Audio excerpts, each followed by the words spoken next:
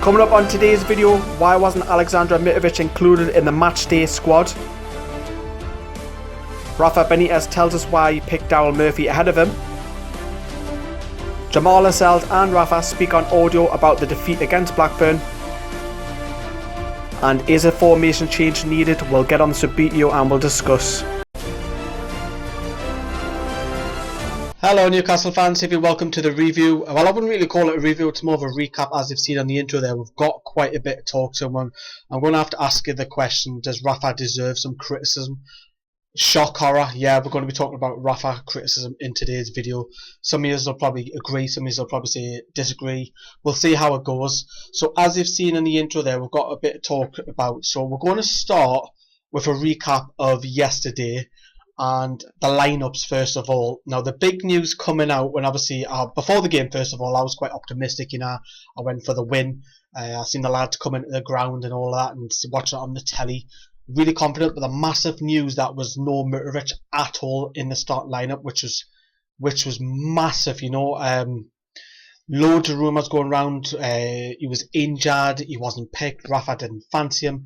Let's quickly hear from Rafa on audio why he didn't pick Mitrovic first of all. No, nothing, is just to be sure that the players that are training well, like Murphy, they had a chance, and that was a game that was not changed too much for me because we were starting with Gale.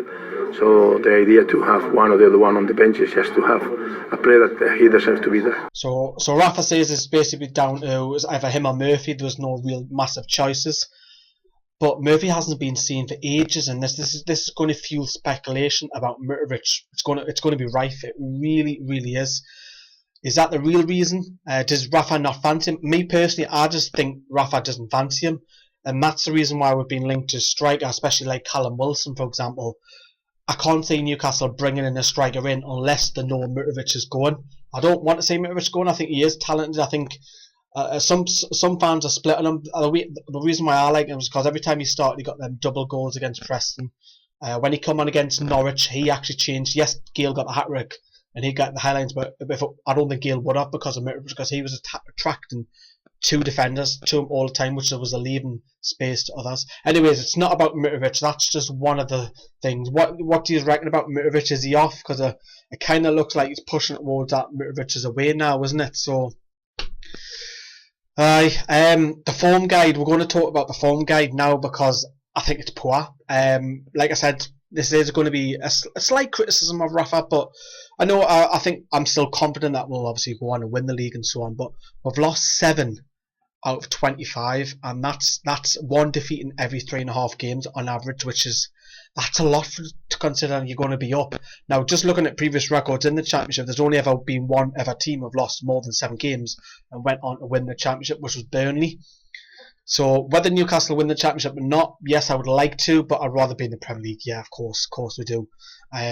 I do think it'll be between us and Brighton. Now, Football on 5, who obviously cover highlights of Newcastle, Mickey Gray said that as well. Let's hear from former Macca Mickey Gray. How concerned should Rafa be about the chasing pack? That's 7 defeats now for Newcastle. It's not exactly Championship winning form. No, well, I think, you know, after the little blip at the beginning of the season, Lindsay, I obviously tipped Newcastle to get more than 100 points. I think they might just fall short of that right now, but I definitely think they'll finish in the top 2, but Brighton are going to chase them all the way for that #1 spot. I mean, they've been absolutely fantastic.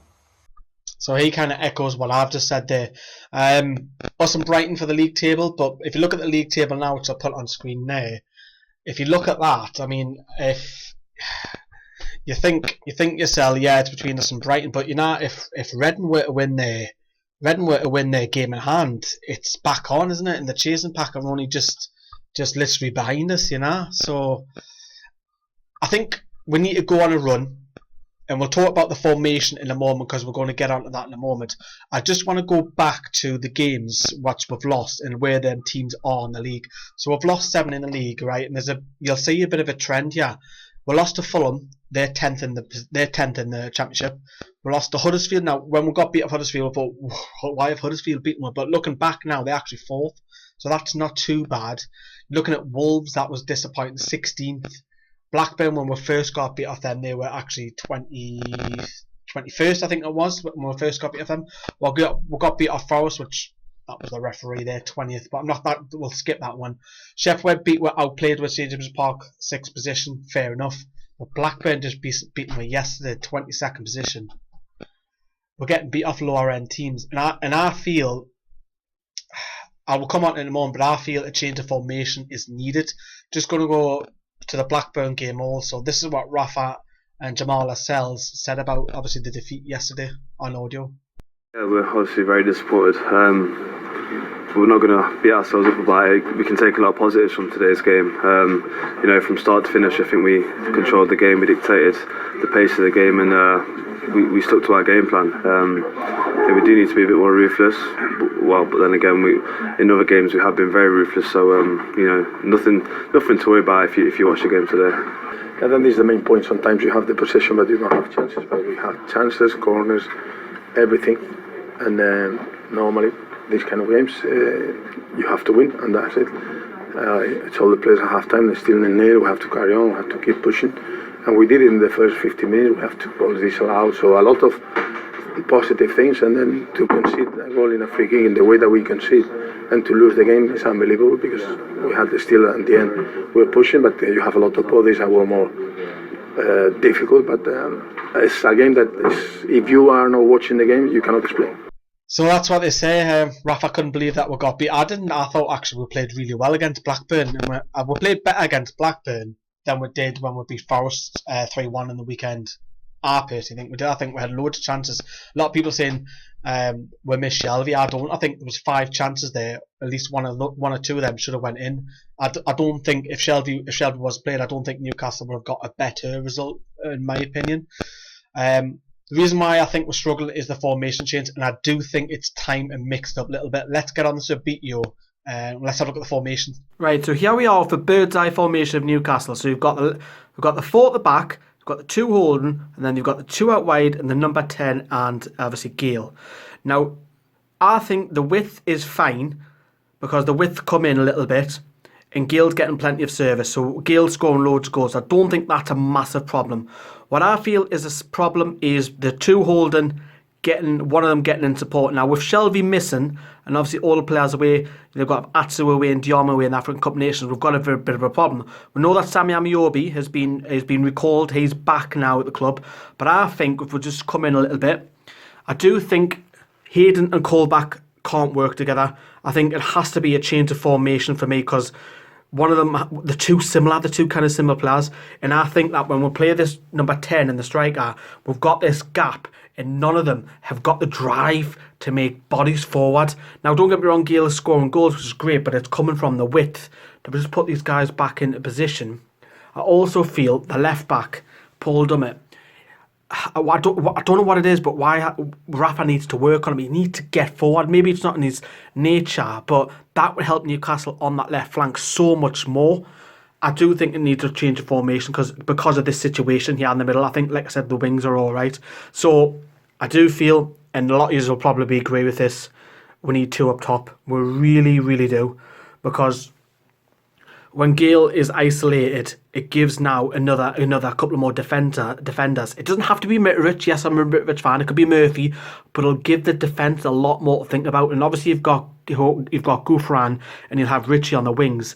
And if he's going to play Colback and Hayden, which at home I don't want, away I can play the 2 up top. We're losing games. Why not change the formation?